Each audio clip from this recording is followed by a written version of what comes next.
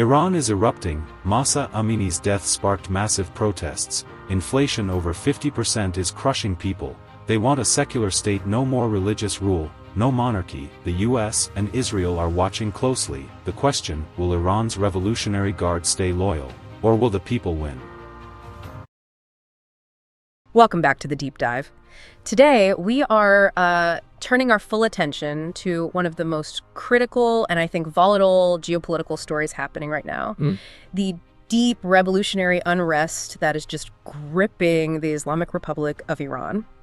We've gathered a really rich stack of sources here, detailed analysis that, strips away the headlines. Right. And it connects the dots between this explosive internal dissent, the crippling economic pressure, centuries of history, and these huge geopolitical forces that have all sort of converged to bring the Iranian regime to this fundamental crossroads. That's exactly right. Yeah. And our mission for this deep dive is really to move far beyond the typical surface level reporting you see. It's so easy to just focus on, say, the latest inflation figure or a single street protest. Yeah, the day-to-day. Exactly. But the roots of this crisis are, they're structural, they're psychological, and they're ideological.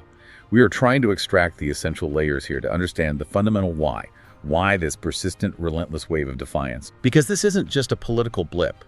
It's a profound cultural confrontation between the state and its own people. And to start, I think we have to anchor ourselves to this one single visceral image. It's a snapshot that, for me, just instantly captures the entire psychological shift that's happened in Iran. So picture this. It's 2026, the chaos is ongoing. A woman is standing in the street, her hair is uncovered, it's flowing, which is an act that itself is a capital crime against the regime's strictest moral laws. A direct challenge. A direct challenge. And she's holding a lit cigarette, and she uses that tiny little smoldering tip to set fire to a huge poster of the supreme leader, Ayatollah Khamenei. And what's just so immediately evident in that one act is the complete and total absence of fear. Yes. The government built its entire control structure on absolute terror, the terror enforced by the moral police.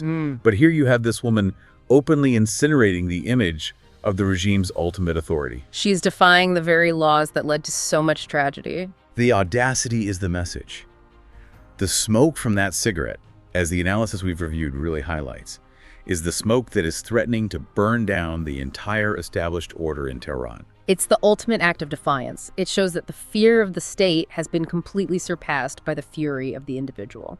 So what are the layers we're going to unpack today? We will start with the specific tragic catalyst in 2022 that first lit this fire. Right, spark.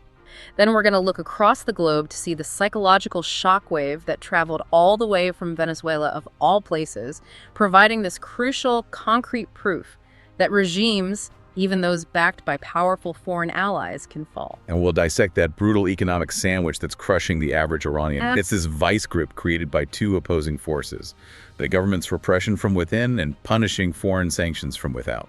And finally, we absolutely must analyze the single most important factor that will determine the outcome: the role and the massive economic empire of the Islamic Revolutionary Guard Corps. So if you are looking for the connections between Tehran's economic problems, Washington's sanctions policy, and the strategic positioning of the IRGC, you are in the right place. We promise a comprehensive, deep analysis of why this crisis is so profoundly dangerous, both for the region and for the regime itself. Okay, let's unpack this historical progression then. This revolutionary fire, which has spread all across Iran, was ignited by a very specific, singular tragedy back in September 2022. We have to start with Mahsa Amini. We do. Mahsa Amini was a 22-year-old Kurdish girl. She was visiting Tehran with her family. Just a visitor. And she was stopped by the infamous moral police, the Guidance Patrol, for what they decided was a violation of the strict dress code. Her crime was devastatingly small, almost arbitrary. What was it specifically? Her mandatory hijab had reportedly slipped, revealing a few strands of her hair. That was it. She was then brutally dragged into a police van and taken into custody. And what happened in custody it's horrifying. Within hours, she was subjected to such severe physical trauma that she fell into a coma. And she died shortly thereafter. Now, the analysis of the government's intent here is just critical. When the regime acted with that kind of brutality over such a minor infraction, they likely had one calculated goal: to instill absolute, paralyzing terror. Of course. They expected that the death of one girl would send a chilling message to the entire nation, forcing absolute compliance across the board. But the analysis shows the complete opposite happened. This is that profound psychological tipping point we were talking about. Mahsa's death, rather than instilling terror somehow, it removed the fear of death from the Iranian people. How so? People looked at the fate of this innocent young woman and they realized the brutal calculus of their lives. If compliance over a few strands of hair could still lead to being tortured and killed. Then what's the point of living in silence? Exactly, what was the point? Yeah. It fundamentally shifted the survival equation for millions of people. They decided they would rather fight and die as revolutionaries, seeking dignity, than continue to live in absolute compliance under a regime where your life could be forfeited on just an arbitrary whim. And that's how one victim instantaneously turned into millions of potential rebels overnight. And that collective fury, that decision to embrace defiance, that is the direct line connecting back to the image we discussed. The woman with the cigarette burning the Supreme Leader's poster 4 years later. So the current protests, the ones happening in 2026, they're not really seen as a new uprising? Not at all. They're seen as a continuation, a demand for revenge for that innocent blood that was spilled. It captures that powerful line we mentioned.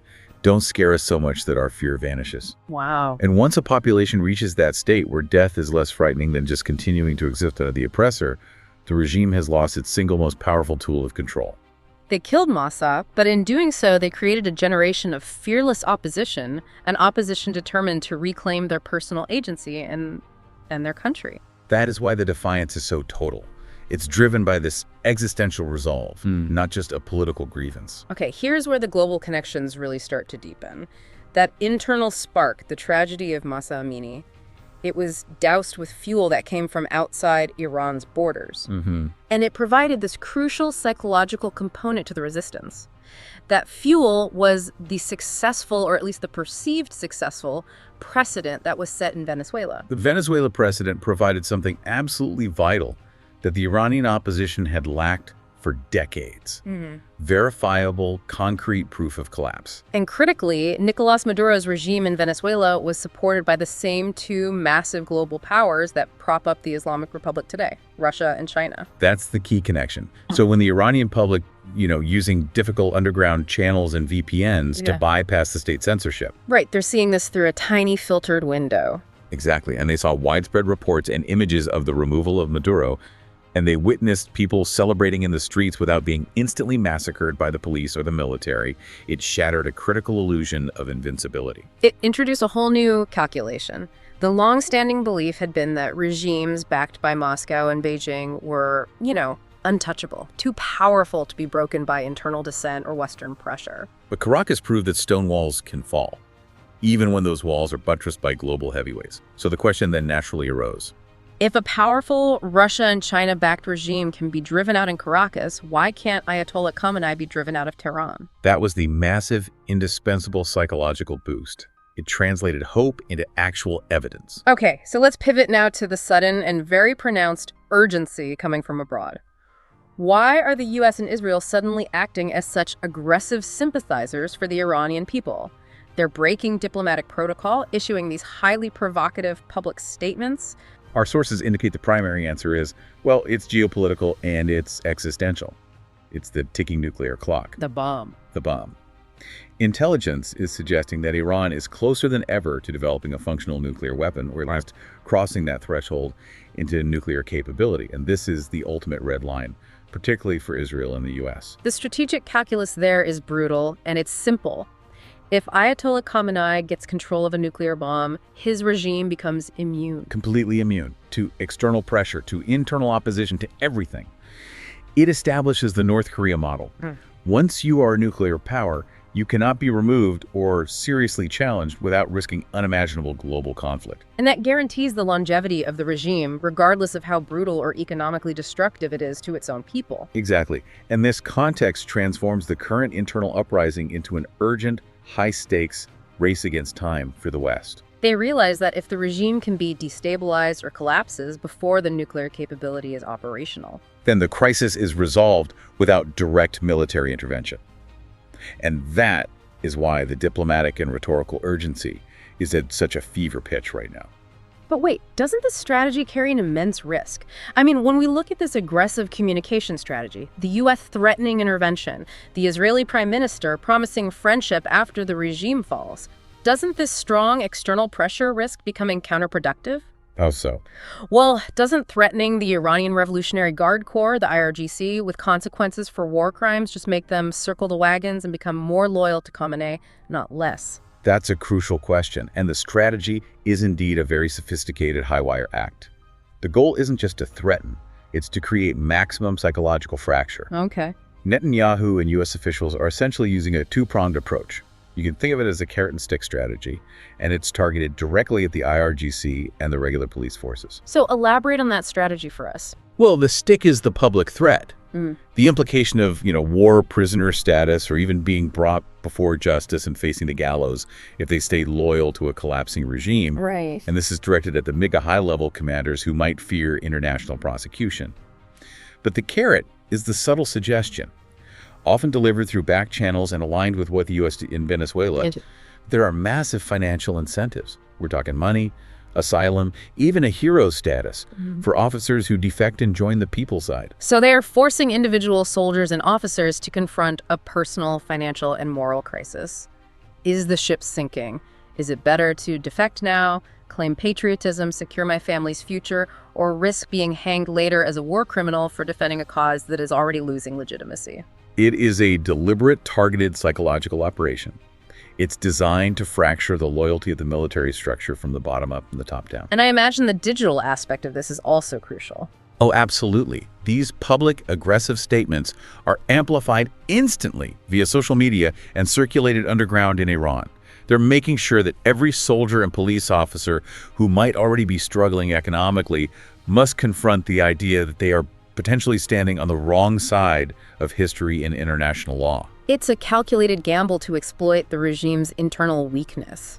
We have to turn now to the daily reality for the average Iranian, because this crisis is, at its heart, fundamentally economic. We call this the dual economic squeeze. A sandwich. The population is caught, quite literally, in a sandwich between two massive, opposing, and crushing forces that are just annihilating their standard of living. And the most bitter slice of that sandwich has to be the U.S. sanctions. Our sources confirm that severe economic pressure is step one in the U.S. playbook for regime change. The goal isn't to weaken the government with tanks, but by crippling the average person's economy until they are forced to rise up against their rulers. And the human cost is just staggering.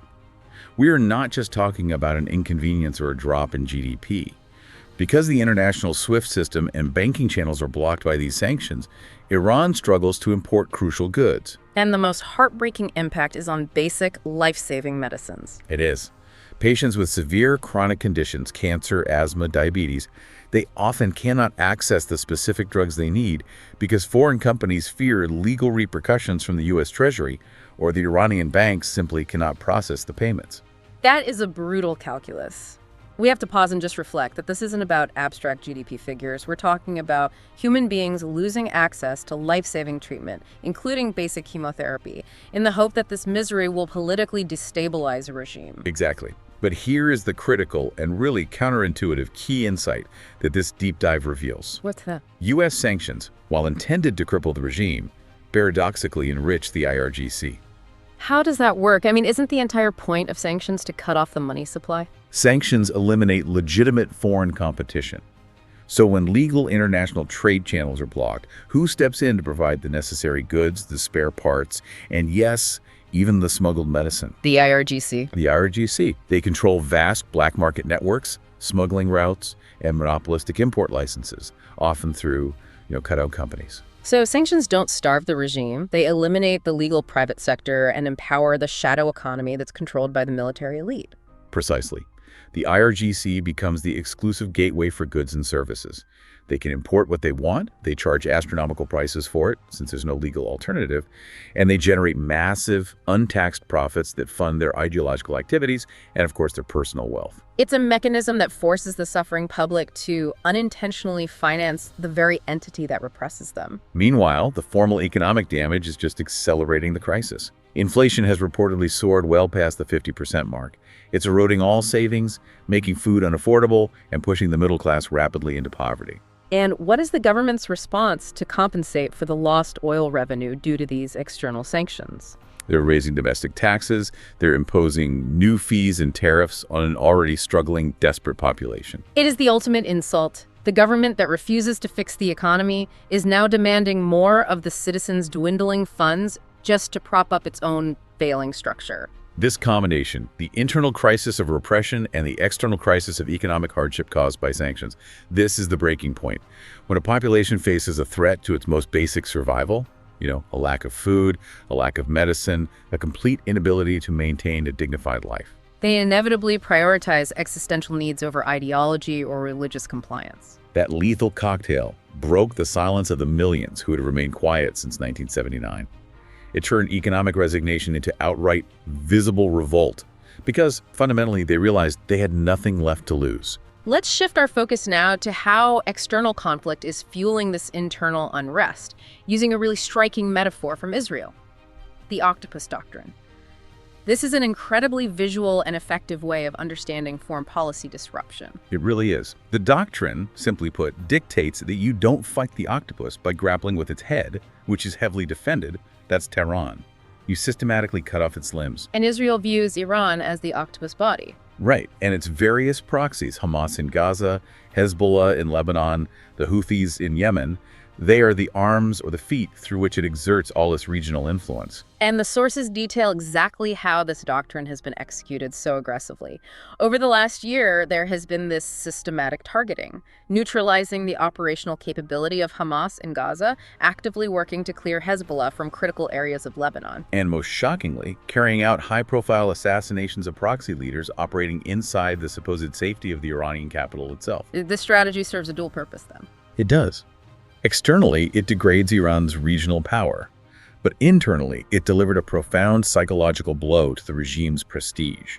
Ayatollah Khamenei had spent decades cultivating this image as the infallible defender of the Islamic world, capable of protecting all his allies and projecting power across the entire region. And this aggressive, systematic doctrine revealed the regime's fundamental weakness and its inability to protect its own people or its proxies. The powerful image of invincibility was shattered. In the eyes of the Iranian public, the supreme leader suddenly appeared weak, unable to retaliate effectively or even protect high-value targets within his own capital. And as the source notes, when the king looks old and weak, the fear previously held by the populace just naturally dissipates. And this leads us directly to the financial betrayal, which the public has crystallized into a revolutionary slogan. Iran is notoriously an oil-rich nation, possessing vast natural wealth. But paradoxically, its citizens are poor and struggling for basic medicine. And the reason, according to the analysis, is that the government diverted billions of dollars, resources that were desperately needed for domestic infrastructure, healthcare, job creation. And they diverted it to support Hamas rockets, to fund Hezbollah's operations, and to prosecute the distant war in Yemen. And that public fury over misplaced priorities is perfectly captured in the powerful revolutionary chant that now echoes across the streets. Na Gaza, na Lebanon, John Corbon, Iran Pay. Neither Gaza nor Lebanon, life sacrificed for Iran. This is so much more than just a political slogan. It is a direct, concise judgment on the government's entire ideological foreign policy. The people are demanding economic nationalism, prioritizing their own citizens. They're essentially saying, we don't want to be the world's ideological contractor or the funder of regional conflict. We just want bread, dignity, and security for our own families. And the rage is intensely magnified by this concept the sources call the inequality barometer, the obscene economic disparity that is visible to everyone, especially through constant social media exposure. It's the hypocrisy of the ruling class. I mean, on one hand, the government forces austerity and sacrifice upon the populace, demanding religious adherence and nationalistic fervor. And on the other hand, the public sees undeniable images and reports of the children of mullahs and top leaders driving imported sports cars, hosting lavish parties in places like Dubai, the US, and Canada, and generally flaunting wealth that is entirely derived from a government that claims to be serving the poor. This gross inequality is a political explosive device. It generates far more raw emotional rage than an abstract inflation number ever could. Our sources drew parallels to the frustration seen in other nations, where visible opulence by politicians' children while the majority struggles was the final emotional trigger for widespread unrest. The people feel utterly betrayed by the hypocrisy of a religious elite, preaching austerity while practicing extraordinary corruption. Moving inward, the political establishment itself inadvertently provided a critical turning point by demonstrating the complete futility of seeking meaningful change through internal electoral means. Right. The internal structure of the Islamic Republic is facing this unprecedented existential threat, and it stems from the health and potential succession of the supreme leader. Ayatollah Khamenei is 85 years old and reportedly ailing, and there are very strong reports circulating that he is maneuvering to have his son, Mojtaba Khamenei, named as his successor. And this specific plan is politically explosive because it represents the establishment of a religious monarchy. A religious monarchy.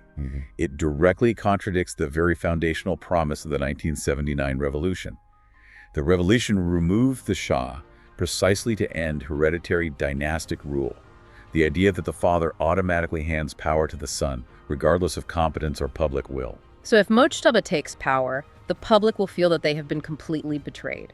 They'll conclude that they merely swapped one form of dynastic rule, a secular king, for another, a religious king who only benefits his immediate family and the elite mullahs. They realize they just exchanged subservience to the Pahlavi dynasty for subservience to the Khamenei family. Furthermore, the perceived failure of the electoral system acted as a final stamp of validation for revolutionary action on the streets. The election of the supposed reformist president, Massoud, raised intense, genuine hopes among the population. People expected immediate, tangible changes, particularly an easing of the rigid enforcement of hijab laws and the swift reopening of internet and communication channels. But when Massoud took office, what was the result? Nothing changed. Repression either remained constant or, in some areas, reportedly intensified. The basic freedoms people hoped for never materialized. And this failure led the public to an undeniable, logical conclusion. The entire presidential system is a facade. The president, even a reformist one, is fundamentally powerless. His mandate is account nil. Account nil. All real authority rests solely with the Supreme Leader, Council of Guardians, and the powerful, unelected institutions like the IRGC. So when the ballot box offers no escape, when voting for change results only in more of the same, the only remaining legitimate option for the populace is direct confrontation on the street. The failure of the reformist route explicitly validates the path of revolution. It eliminates the final, nonviolent pressure release valve for the entire society. The current protests are so much more than political or economic. They are a profound cultural battle over the national identity of Iran. And this identity crisis is powerfully symbolized by dramatic changing of the guard, or in this case, a changing of the flag. Indeed. Protesters across the nation are systematically replacing the official green, white, and red flag of the Islamic Republic, the one bearing that complex Allah symbol, with the old lion and sun flag, which was the symbol of pre-1979 ancient Persian pride and secular rule. By waving the lion and sun flag, the protesters are sending an unmistakable, unified signal. They are demanding a secular Iran, not an Islamic Republic. They are actively seeking to reclaim a Persian identity that predates the Islamic Revolution and the theocratic state. They are literally looking backward to define their forward path. And this movement has given rise to a potent new political expectation, and it's centered on Reza Pahlavi. He is the son of the last Shah living in exile. The public, exhausted by the current chaos, the total failure of internal reform, and the lack of a cohesive, credible internal opposition leader, is looking to the leadership of the past out of sheer desperation with the present. Chanting the Shah's name signals a search for immediate stability and a guaranteed return to a secular, modern identity. This leads to a fascinating point about the younger generation, Gen Z, born entirely under the Islamic Republic. They are the driving force of these protests, and they are constantly comparing their miserable present to a romanticized version of the past, relying heavily on historical imagery disseminated through social media and underground videos. And those images, our sources note, they showcase a stark, painful contrast. Social freedom, women moving openly without compulsion, public dancing, modern fashion, and a generally higher value of life where my life, my rules was actually possible. For a generation that has known only compulsory hijab, internet censorship, and repression, that past looks like an absolute utopia. We must, however, maintain historical neutrality, as our sources insist. Was the Shah's era truly a paradise? Objectively, no. Objectively, no. The Shah's regime was characterized by significant political repression, enforced by the dreaded Savak secret police.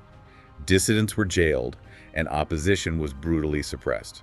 That is an undeniable historical reality. So if the Shah's rule wasn't perfect, why this fervent longing for it, especially from a generation that never even lived under it? The current longing for the Shah's era is fundamentally less about deep historical admiration for the monarchy and much more about profound, consuming anger at the present. Today's conditions, the complete lack of choice in basic appearance, the constant digital surveillance, the crippling poverty, the state forcing people to finance foreign wars, are so existentially dire that the relative social and personal freedoms of the past. Particularly the ability to prioritize individual expression and a higher quality of daily life. Look infinitely better by comparison. The choice is between the absolute repression of the mullahs and the relative repression of the monarchy. And the young generation is choosing the latter because it at least promises personal dignity. The battlefield in Iran is constantly evolving. It is no longer just confined to physical confrontation in plazas.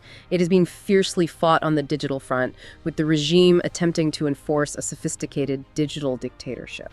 The Iranian government, reportedly with extensive technical assistance and equipment provided by Chinese surveillance technology firms, has deployed a massive networked system of smart AI cameras on city streets. This is their next-generation attempt to crush dissent and enforce compliance through omnipresent technology. These cameras are designed to function as digital moral police. They identify faces, track vehicle license plates, and, most specifically, they're programmed to monitor and track women who are not wearing the hijab correctly, or who are otherwise violating public morality laws. So that woman we talked about at the start, burning the poster with her uncovered hair, she was actively daring a multi-million-dollar AI camera system to identify and prosecute her. It's a direct confrontation between human defiance and algorithmic control. To counter this, the resistance has had to adapt its tactics rapidly.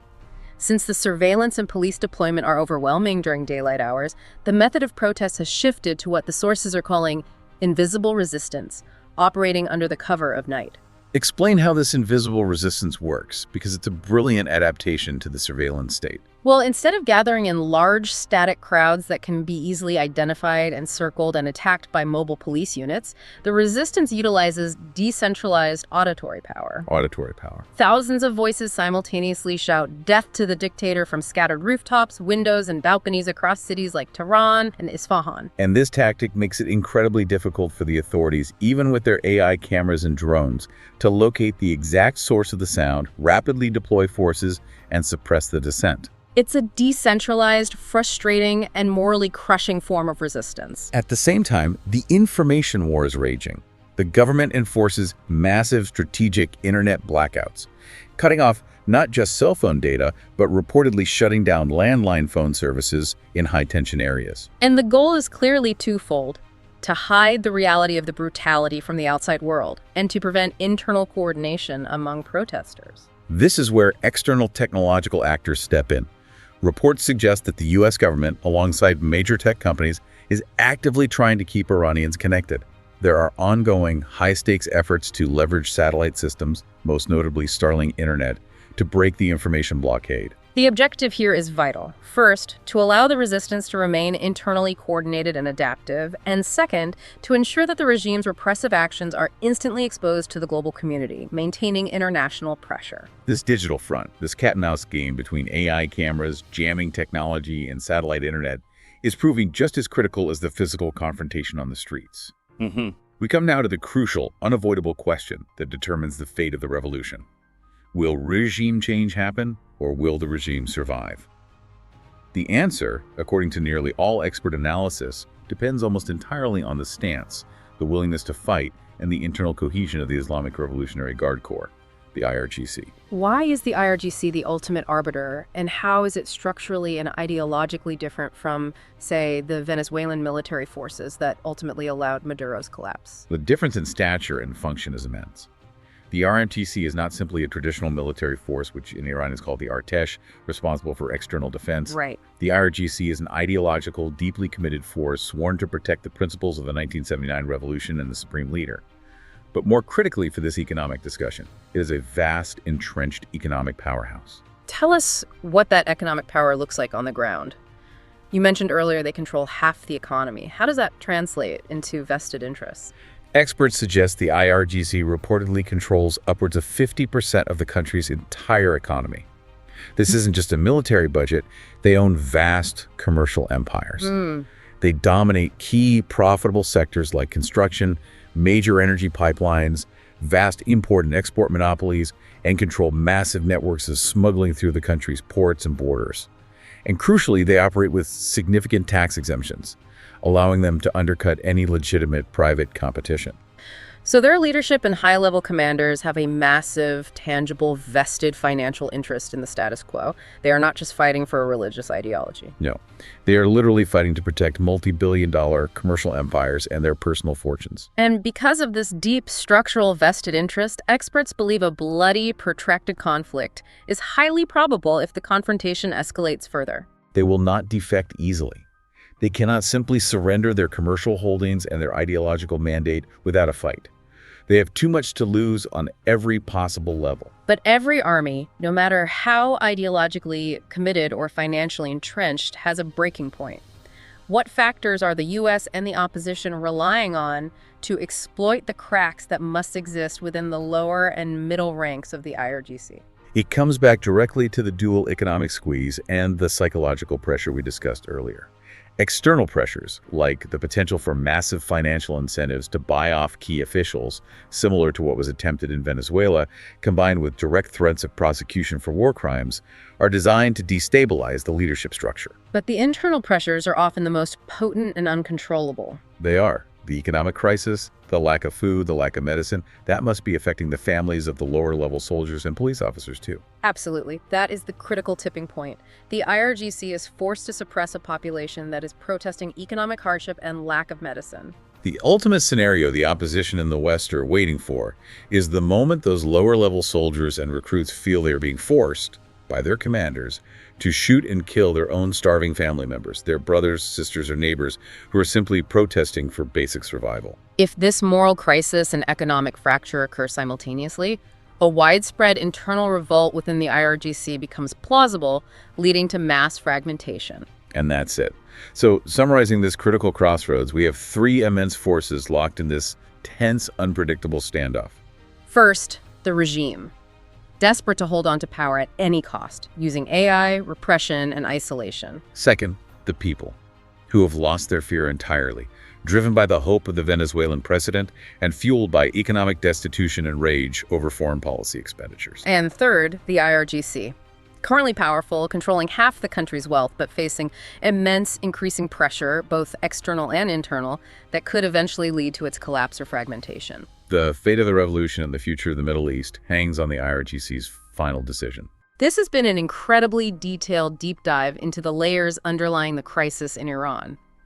We've traced the timeline from the singular tragic catalyst of Mahsa Amini to the complex global chess match involving nuclear threats, the IRGC's economic empire, and the octopus doctrine. We've seen the revolution symbolized by the cigarette smoke setting fire to the tyrant's poster, the profound cultural shift from the official Allah flag back to the secular lion and sun, and the defiant, invisible voices shouting their revolutionary mandate from the rooftops at night, frustrating the new digital dictatorship. This 47-year-old story of the Islamic Republic is changing fundamentally, and it's driven by a younger generation looking for a secular, economically stable future. The sheer depth of this popular resistance brings to mind the wisdom of the great Persian poet Ferdowsi. He wrote, "When injustice crosses the line, the end of Zahak, the demon or tyrant, is written by the hands of Faridun, the hero."